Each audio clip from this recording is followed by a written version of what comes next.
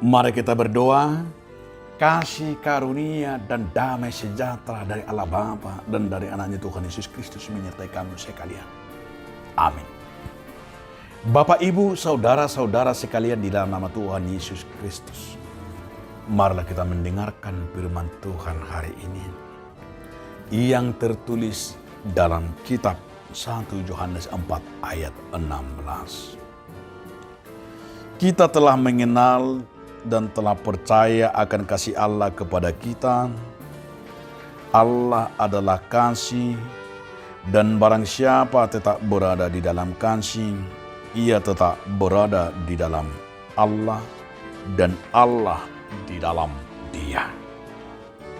Nunga tatada jala tahapur syai holong ni rohani debata dihitang. Debata do haholongani jala anak namian di bagasan haholongan. Ido namian di bagasan debata, jala debata di bagasan ibana. Demikian firman Tuhan.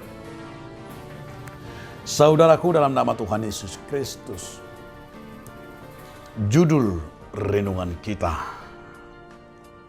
kasih yang sempurna. Ada sebuah lagu, mungkin juga bisa kita nyanyikan, kasih yang sempurna.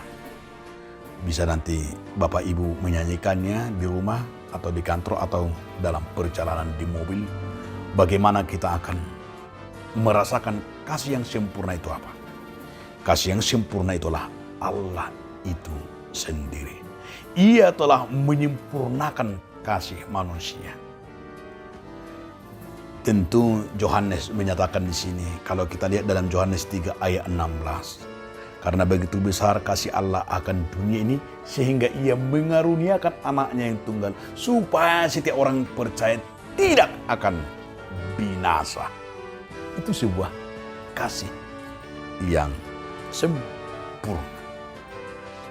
Dan yang kedua yang mau betul-betul kita rasakan, kalau ada orang berkata, tidak jauh buah jatuh dari pohonnya. Arti pepatah ini tidak jauh buah jatuh dari pohonnya, artinya tidak jauh karakter orang tuanya dengan anaknya. Halak batak medok, dang do tuwis sabonana, mulu do diharap babi. Jadi anak-anak itu karakternya juga bagian daripada karakter orang tuanya. Kalau anaknya ceplos-ceplos, itu juga pasti ada antara ibunya dan bapaknya dan neneknya. Ada gennya, karakternya. Ya, yang seperti itu. Jadi gampang melihat. Jika anaknya baik, pasti orang tuanya juga. Jika orang tuanya baik, pasti ada gennya atau karakternya itu. Tapi ada juga yang memang ada yang jauh berbeda dari orang tuanya. Maka sering kita katakan itulah anak namago, anak nalilu.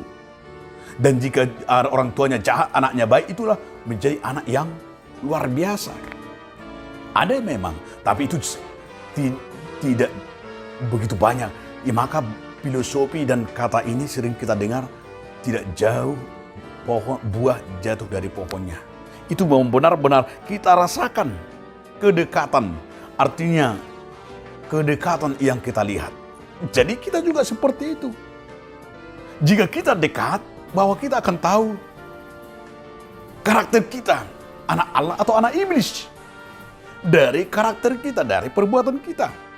Dari perbuatan kita banyak orang tahu, oh kita itu anak Tuhan atau anak dunia. Anak iblis atau anak kesayangan Tuhan. Dari cara perbuatan kita, perkataan, perbuatan, karakter kita, nilai kita. Ya itu juga tidak jauh. Maka begitu menyenangkan jika kita disebut anak Allah. Anak yang taat, setia, dan anak yang berbuat baik. Tapi bisa jadi anak durhaka. Karena apa? Karena kita selalu menyakiti Tuhan. Membunuh, mencuri, merampok. Itu adalah bagian anak durhaka. Tidak anak Tuhan, anak iblis. Hidupnya akan maut. Tapi anak-anak Tuhan itu ya harus sama dengan Tuhan. berkarakter seperti Tuhan, yaitu jiwa raganya, hidupnya. Ya artinya juga seperti itu setiap anak. Bagaimana anak itu juga menjadi anak kebanggaan orang tuanya. Bagaimana bangga orang tuanya di saat ada anaknya. Kebanggaannya karena anak-anaknya itu memiliki karakter yang baik. Karakter yang bagus, maju, berpola berpikir yang luar biasa. Akan membangun, akan membanggakan orang tuanya. Begitu juga kita membanggakan Tuhan. Tuhan akan bangga kepada kita di saat kita mau menjadi saluran berkat. Kita bisa menjadi berkat bagi orang lain, bagi dunia ini. Tuhan bangga sebagai anaknya. Tapi Tuhan begitu tersakiti di saat kita durhaka. Orang tua kita begitu tersakiti saat kita terus sering melawan. Sering kita menjawab dan sering kita menyakitinya. Begitu. Begitu bangganya Tuhan itu di saat kita melakukan firman-Nya. Di saat kita setia. Ya demikian juga firman hari ini. Bangganya Tuhan memilih kita sebagai anak-anaknya dan putrinya. Mari jadi anak kebanggaan Tuhan. Mari jadi anak kebanggaan orang tuanya. Kebanggaan keluarga. Bangun dirimu. Bangun dengan yaitu karakter yang baik. Bangun pagi berdoa. Bangun pagi dengan sehat. Dengan anak yang Tuhan inginkan. Kira-kira kita pasti akan dibanggakan oleh Tuhan dalam hidup ini. Amin. Terima kasih Tuhan atas firman, agar kami Tuhan menjadi anak kebanggaan-Mu. Amin.